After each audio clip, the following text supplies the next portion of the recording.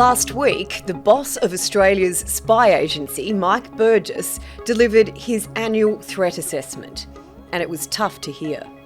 As the Director General of ASIO, he revealed that Australians are facing the most dangerous and degrading security threats in more than 50 years.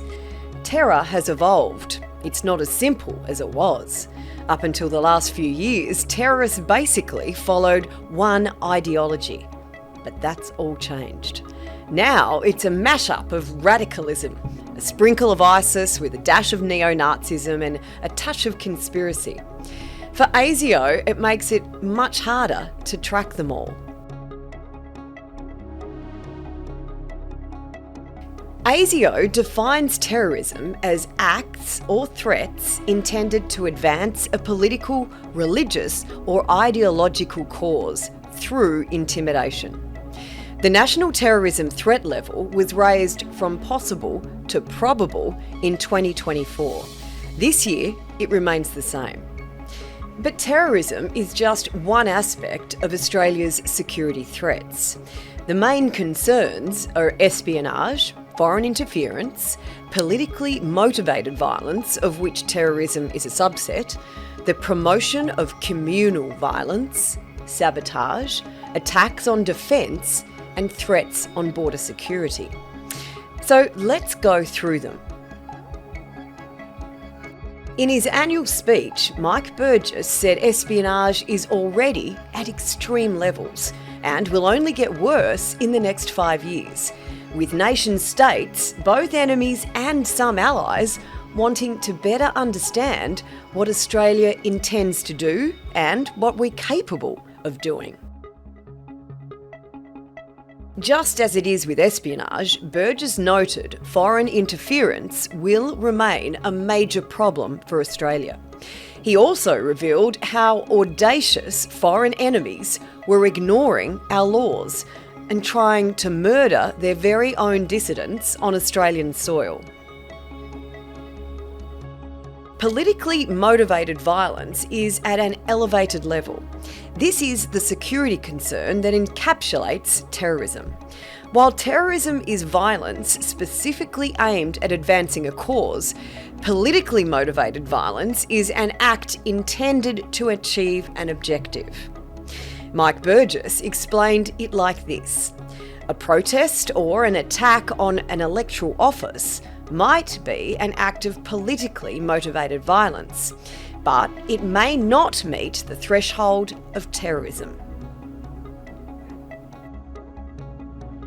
Attacks on different groups in Australia continue to endanger peace and order, and Mike Burgess is concerned this type of violence has not plateaued. He gave the example of the Middle East conflict. Originally, the narrative centred on freeing Palestine, but it's now turned down a much more dangerous and criminal path, with protesters holding anti-Semitic messages. Burgess revealed multiple countries are targeting Australia's defence personnel relentlessly, both in person and online, including some staff who were given gifts with concealed surveillance devices hidden inside. Russia's show of physical sabotage in Europe is an alarming example of how authoritarian regimes can disrupt and destroy critical infrastructure. And Mr. Burgess is concerned it could happen here, especially because Australia supports Ukraine. In fact, ASIO foresees a high-impact sabotage is close. Threats on border security is the only concern unlikely to be elevated this decade.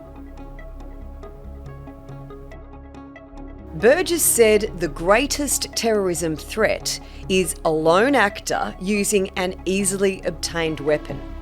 But what should worry every parent is that most of the terrorist attacks ASIO investigated last year involved homegrown boys under the age of 18 who have been radicalised within days and weeks, not months and years.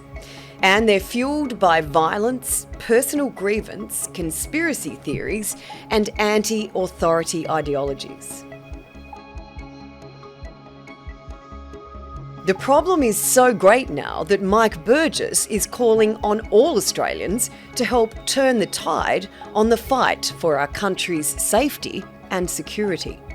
As he says, national security is now everybody's business, and ASIO needs everyone's help.